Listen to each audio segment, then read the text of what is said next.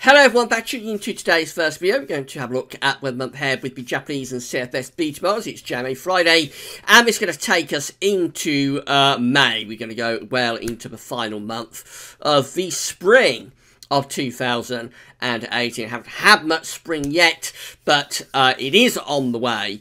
We're going to see weather warming up in the next few days.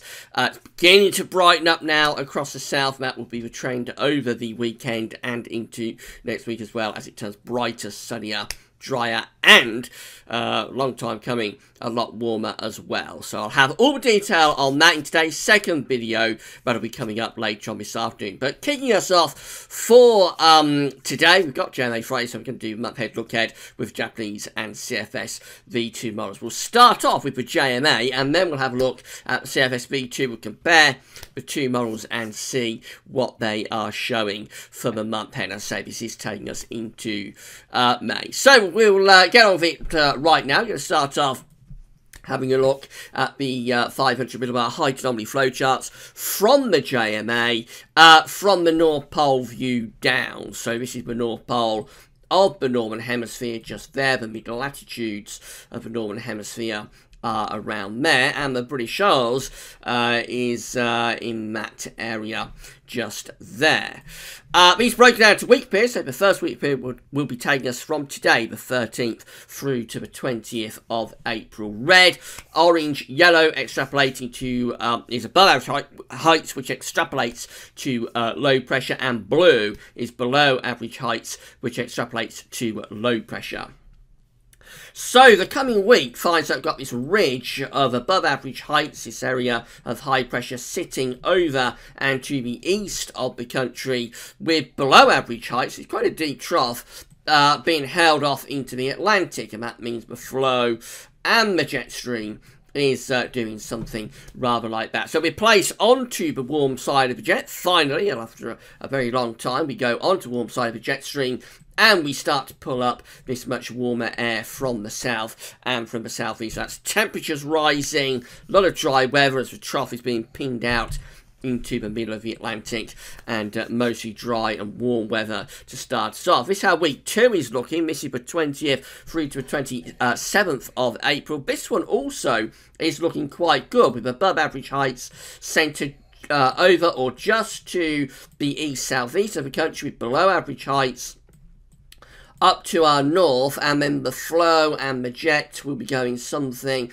rather like that. So again, we're still on the warm side of the jet stream. I suppose we might be breaking this ridge down a little bit more with the flow coming in from off the Atlantic, but overall that still looks pretty warm, and I would suspect reasonably dry, albeit maybe trending a little bit more unsettled perhaps later on in the period. And then we go through to weeks 3 and 4, which takes us from the 27th of April through to the 11th of May, and quite a big change then takes place. We lose that area of above average heights, and we replace it with below average heights over the UK and much of Western Europe. That's a trough of low pressure, with the flow and with the jet stream going into that sort of position. So that's much more unsettled for the end of April and into the start of May. A lot more unsettled, and I suspect we'll be seeing bouts of rain coming in with that. Possibly also going a little bit cooler as well, so cooler and more unsettled by the look of it as we're going into May. Let's have a look at the temperature and precipitation anomalies that go with those heights based on the tropical and mid-latitude view. So this is the tropics equator of the Earth just there. We've got the Northern Hemisphere on the northern side of the equator, and the southern hemisphere is on the southern side of the equator, of course. We can't see the North Pole, it's off the chart, but just looking at that view down, of course, North Pole is up there, and the British Isles is just there in the top right hand corner of the chart as you are looking at it. A reminder of the week 1 500 millibar height anomaly going from the 13th through to the 20th of April, with a large area, let's change the colour, large area of above average heights over and to the east of the British Isles, And then we've got the below average heights, which is sticking out into the Atlantic. It's being pinned back into mid-Atlantic with the flow and the jet stream going like that. The precipitation anomaly for the week ahead is coming out more or less dry than average, except Cross Island, where it is still a bit wetter than average. But most places are coming out with a drier than average week in the week ahead, and significantly warmer than average as well. Look at most temperature anomalies in the yellow and orange categories, which take us to around 2 to 3 degrees above average in the week ahead. So quite warm and fairly dry conditions as well. Week 2, 500 millibar high anomaly looks like that, with above average heights again over and just to the east of the British Isles, which means that in terms of precipitation anomalies again, it's another drier than average week, taking us from the 20th through to the 27th of April. And precipitation anomalies are coming out again, temperature anomalies I should say, again coming out above average, another warmer than average week coming up. Maybe not quite as much as we've seen week 1, but nevertheless week 2 again is coming out warmer and drier than average. And then we go through to weeks 3 and 4, takes us from the 27th of April through to the 11th of May. And for this one, we find that we've got below average heights extending into the UK from the Atlantic. The flow and the jet will be going something rather like that. So it looks a good deal more unsettled there in weeks 3 and 4.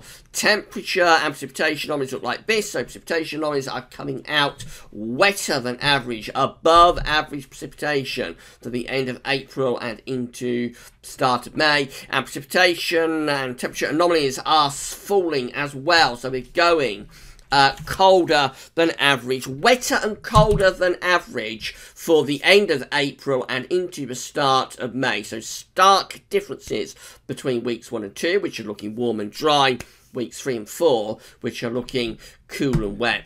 Let's have a look at the CFS V2 to compare the two. Again, these are 500 millibar heights, break it down into weekly periods. The first week period takes us from the 13th through to the 19th of April.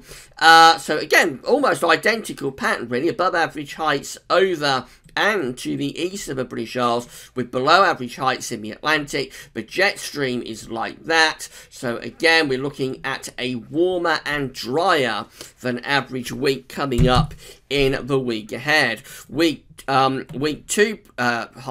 millibar heights looks like that, 20th to 26th of April. Finds that we've got above average heights, this time centering almost over top of the British Isles. Below average heights are down there. So again, the flow and the jet will be going something like that. Again, a good deal of dry and warm weather, I would have thought, there going into week 2. Changes though for week 3, 27th of April through to the 3rd of May, shows a change in the pattern, with above average heights moving out towards southern Greenland and below average heights filling in the gap. So that looks like it's turning much more unsettled to the very end of April and into the start of May. The jet stream will be coming southwards as well, so cooler and more unsettled there in week 3. And then week 4 looks really quite poor indeed. This is the 4th through to the 10th of May. It would encompass the May Day bank holiday weekend as well, with just a deep area of low pressure almost centred over top of the UK, maybe a little bit to our north, and below average heights are dominating too much of the northwest. Above average heights are down to the south and the southeast, and we bring the flow in like that. So it looks much more unsettled there as we're going through to week 4. Again, both of these models seem to be in agreement on the way ahead. Temperature anomalies for the CFS V2 for the week ahead are coming out warmer than average for the UK, and then week 2 temperature anomalies are also coming out very substantially warmer than average. So we've got a fortnight of really quite warm weather coming up. But then we go through into week 3, and quite clearly a dramatic cool down is taking place.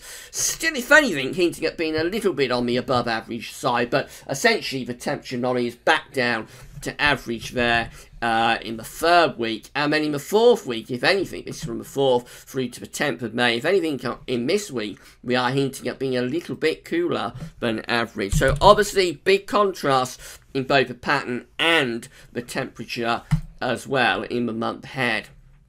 Finally, precipitation from the CFS-V2. The week ahead is coming out with near normal precipitation anomalies. And then for week 2, 20th to 26th of April, we're going drier than average. So a dry and warm couple of weeks coming up. Do make the most of them, because as we go through to week 3, it looks much more unsettled, although the precipitation anomaly is only average there in week 3. And then week 4, if anything, we're hinting at being a little bit above average with those rainfall anomalies going from the 4th through to the 10th of May.